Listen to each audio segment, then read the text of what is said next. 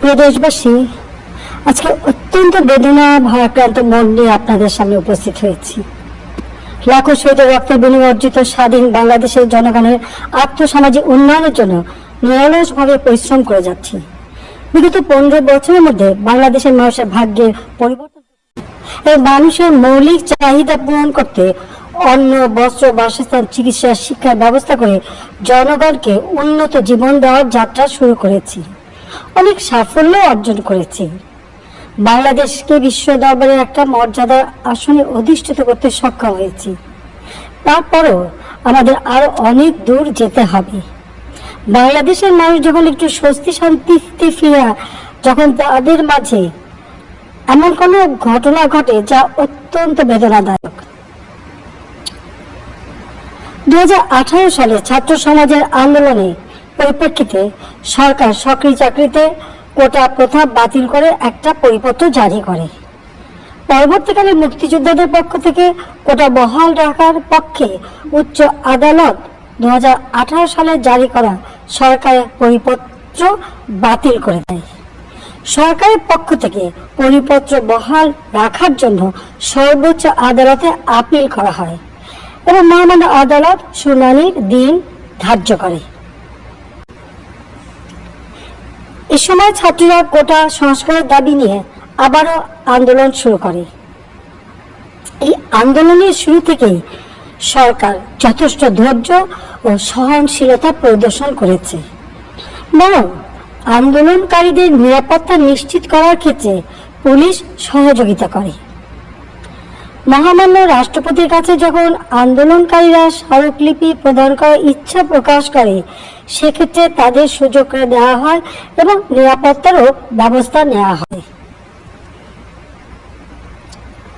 অত্যন্ত পরিতাপের বিষয় হলো, কিছু মহল এই আন্দোলনের সুযোগটা নিয়ে অনাকাঙ্ক্ষিত উচ্চাবিলাস চরিতার্থ করার সুযোগ নিয়ে সন্ত্রাসী কর্মকাণ্ডে লিপ্ত হয়। এর ফলে এই কোমলমতি শিক্ষার্থীদের আন্দোলনকে ঘিরে যে সকল ঘটনা ঘটেছে তা খুবই বেদনাদায়ক ও দুঃখজনক। অহেতুক কতগুলি মূল্যবান জীবন ঝরে গেল। আপনজন হারাবার বেদনা যে কত কষ্টে তা আমার থেকে আর কে বেশি জানে। যারা মৃত্যুবরণ করেছে তাদের আত্মার মাগফিরাত কামনা করছি। পরিবারের সদস্যদের প্রতি গভীর সমবেদনা জানাচ্ছি। আমি প্রতিটি হত্যাকাণ্ডের নিন্দা জানাই। যে সকল ঘটনা ঘটেছে তা কখনোই কাম্য ছিল না। চট্টগ্রামে সন্ত্রাসীরা বহুতল ভবনের ছাদ থেকে ছাত্রদের হত্যার উদ্দেশ্যে নির্মমভাবে নিচে ছুঁড়ে ফেলে দিয়েছে। অনেক ছাত্রের হাত পায়ে রগ কেটে দেয়, তাদের উপর লাঠি পেটা ও ধারালো অস্ত্র দ্বারা আঘাত করে। একজন মৃত্যুবরণ করেছে, অনেকে মৃত্যুর সাথে পাঞ্জা লড়ছে। ঢাকা, রংপুর এবং রাজশাহী বিশ্ববিদ্যালয়ের উপাচার্যের বাসভবন ও ছাত্রছাত্রীদের আবাসিক হলে অগ্নিসংযোগ ও ভাঙচুর করা হয়।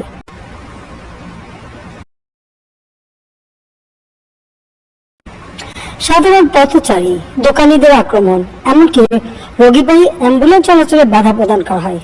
মেয়েদের হলে ছাত্রীদের উপর আক্রমণ করা হয়েছে এবং লাঞ্ছিত করা হচ্ছে। আবাসিক হলে প্রবেশদের হুমকি দেওয়া হয় এবং আক্রমণ করা হয়েছে। শিক্ষকদের উপর চড়াও হয়ে তাদের গায়ে হাত তোলা হয়েছে। আমি বিশ্বাস করি, যারা কোটা সংস্কার আন্দোলনে জড়িত তাদের সাথে এই সকল সন্ত্রাসীদের কোনো সম্পর্ক নেই, বরং সন্ত্রাসীরা এদের মধ্যে ঢুকে সংঘাত ও নৈরাজ্যকর পরিস্থিতির সৃষ্টি করছে। এই ধরনের ঘটনার সঙ্গে যারা জড়িত তাদের চিহ্নিত করে উপযুক্ত শাস্তির ব্যবস্থা করা হবে। যারা হত্যাকাণ্ডের শিকার হয়েছে তাদের পরিবারের জন্য জীবন জীবিকা নির্বাহের ক্ষেত্রে যে সহযোগিতা দরকার তা আমি করব। আমি দায়িত্বহীনভাবে ঘোষণা করছি, যারা হত্যাকাণ্ড, লুটপাট ও সন্ত্রাসী কর্মকাণ্ড চালিয়েছে, এরা যেই হোক না কেন, তারা যেন উপযুক্ত শাস্তি পায় সে ব্যবস্থা নেওয়া হবে। আমি আরো ঘোষণা করছি, হত্যাকাণ্ড সহ যে সকল অনভিপ্রেত ঘটনা ঘটেছে সুষ্ঠু ও ন্যায় বিচারের সাথে সে সকল বিষয় বিচার বিভাগীয় তদন্ত করা হবে। কাদের উস্কানিতে সংঘর্ষের সূত্রপাত হলো, কারা কোন উদ্দেশ্যে দেশকে একটি অরাজক পরিস্থিতির দিকে ঠেলে দিল তা তদন্ত করে বের করা হবে। আমি আন্দোলনরত কোমলমতি ছাত্রছাত্রীদের নিরাপত্তা নিয়ে অত্যন্ত উদ্বিগ্ন। এই সন্ত্রাসীরা যে কোনো সময় সংঘাতের পরিবেশ তৈরি করে তাদের ক্ষতি সাধন করতে পারে। তাই শিক্ষার্থীদের পিতা মাতা, অভিভাবক এবং শিক্ষকদের প্রতি আমার আবেদন, তারা যেন তাদের সন্তানদের নিরাপত্তার বিষয়ে সজাগ থাকেন। একই সাথে সকল শিক্ষা প্রতিষ্ঠানের ছাত্রছাত্রীদের নিরাপত্তার বিষয়টি বিশেষভাবে নজর রাখেন। সরকার হাইকোর্টের রায়ের বিরুদ্ধে সর্বোচ্চ আদালতে আপিল করেছে। আপিল আদালতে শুনানির দিন ধার্য করা হয়েছে। আদালত শিক্ষার্থীদের কোনো বক্তব্য থাকলে তা শোনার সুযোগ সৃষ্টি করে দিয়েছে। এই আইনি প্রক্রিয়ার মাধ্যমে সমস্যা সমাধানের সুযোগ রয়েছে।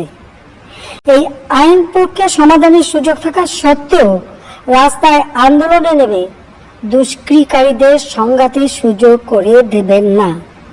সর্বোচ্চ আদালতের রায় আসা পর্যন্ত ধৈর্য ধরে অপেক্ষা করার জন্য আমি সকলকে বিশেষভাবে অনুরোধ জানাচ্ছি। আমার বিশ্বাস আমাদের ছাত্র সমাজ উচ্চ আদালত থেকে ন্যায় বিচারই পাবে, তাদের হতাশ হতে হবে না ইনশাআল্লাহ। মুক্তিযুদ্ধের চেতনায় আমাদের প্রিয় মাতৃভূমিকে সকলের সহযোগিতায় স্মার্ট বাংলাদেশ হিসেবে গড়ে তুলব।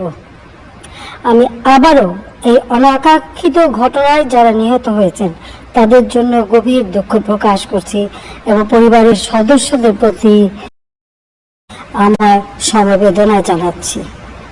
খোদা হাফেজ। জয় বাংলা, জয় বঙ্গবন্ধু, বাংলাদেশ চিরজীবী হোক।